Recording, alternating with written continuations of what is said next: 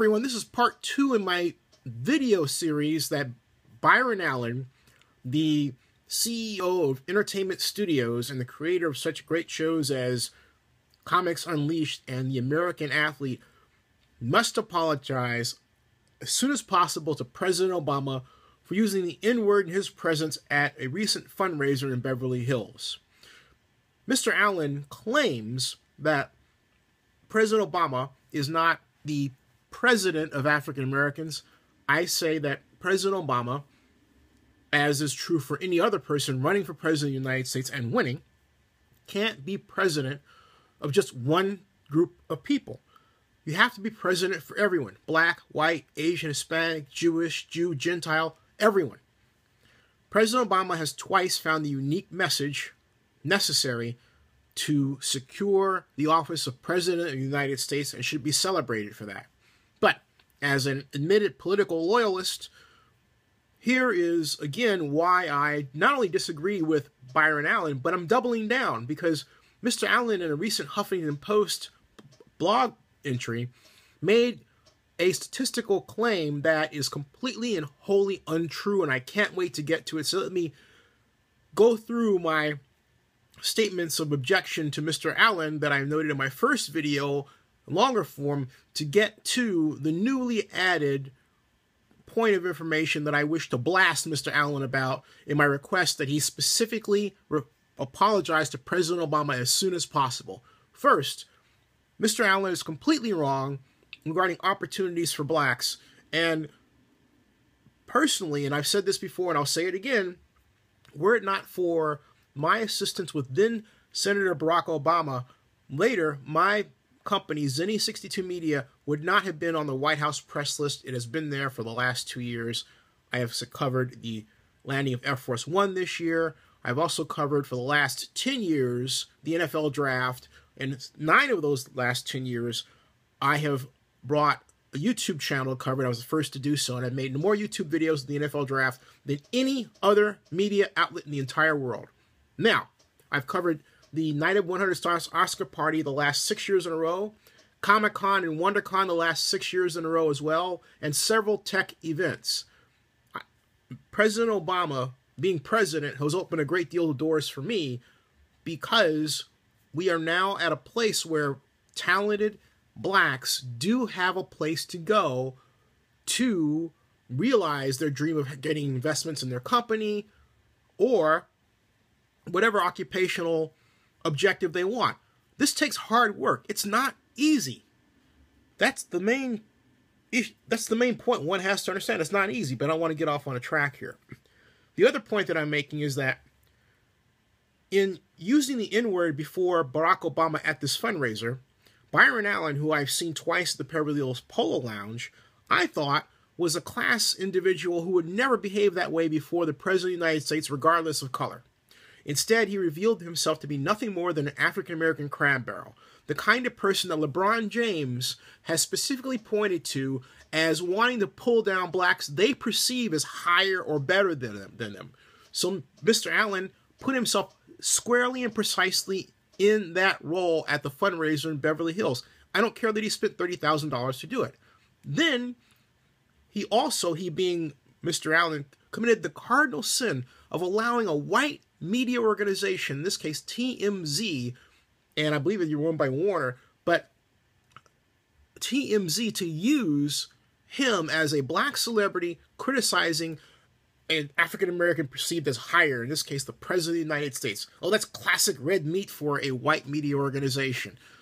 And Byron Allen allowed himself to be used in that way unabashedly and unapologetically. I am calling for Byron Allen to apologize. And now, Byron also claims, Mr. Allen, that in his several points regarding improving the American economy and improving the situation for African Americans, he leans on straw person statistics that all you have to do is learn to read or know how to read tables and make spreadsheets, or even just read spreadsheets to know aren't true. For example, in his Huffington Post article or blog post, Mr. Allen claims that under the Bush administration, George W. Bush, unemployment for blacks was at 10%, and then he says under President Obama it's at 14%. That's wrong. Learn to read your tables, Mr. Allen, and I say it that way for this reason. You didn't refer to a table. You referred to someone else's article, and you didn't bother to fact check that article to see if the person who wrote it at Black Press, I believe it is, was right on. Instead, they had their own personal axe to grind with respect to President Obama, and they didn't do their fact checking, and so you allowed their mistakes to become yours. Let me straighten out both of you. First of all, if you take a look, and I've included that piece of information as a link right here, if you take a look at the real statistics for unemployment for African Americans, going all the way back to 2005, which you can do at bls.gov, easy, what you say, what's BLS? Bureau of Labor Statistics, easy to do, you will find, and I'm showing you in the link below, all you have to do is check it out, that current unemployment rates for African Americans are just around 10 or 11%, not 14%. Now, if you go back and you look at the Bush years, they were at 9 to 10%. That's roughly a percent or less different. It's not 10% versus 14%. Now, where they were higher, they being the African American unemployment rates, was around 2010. But consider this. When President Obama took office in 2009, we were at the height of the economic problems caused by the crash and the amazing constricting of wealth generation in the United States. The economic stimulus package worked, but as it was going to work, the situation for blacks and everybody else around the country was getting worse, and it reached its zenith in 2010, and then in 2011, actually late 2010, it started to go down around the midterm elections. It started to go down, but not enough to really make a difference in the midterm elections a lot, which kind of gave rise to the Tea Party groups. But the bottom line is, by 2011, it did go down. It went down dramatically, and they've continued their decline all the way through 2014, which got Barack Obama his second term. And today, we're at 10% for African Americans. Check it out. Not 14%. Your numbers are wrong, Mr. Allen, because you didn't provide any numbers. You quoted someone else. It's right there. It's very important for you to do your homework. What you did, Mr. Allen, was completely wrong. You went back and you wrote something specifically to attack President Obama. You didn't do it to see if you were right or wrong. No. You didn't want to be wrong. You just wanted to attack the president because, as I blasted you before, you just want to be a black crab barrel and put another black person down. And again, I'm not putting you down personally. I'm not using the N-word before you. I've praised your product, your entertainment product. No. But I am criticizing your actions. They're completely wrong, and you would not have treated a white president of the United States that way. In fact, you said so. You said so. You said we would be better off under a white president. No, that's not true at all. What is true, however, is that you have this classic mentality that says, okay, I'm not used to someone black being on top.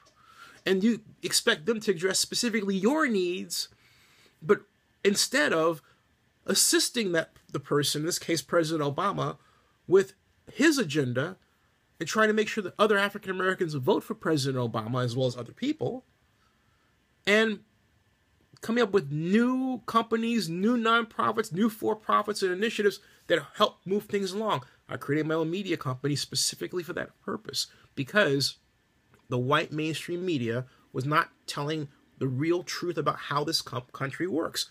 That is why I predicted way back in 2006 that Barack Obama was going to beat Hillary Clinton. And I explained to my parents then that the emerging internet and social media environments allowed us to see America as it really is. More integrated and more progressive than it was projected in media.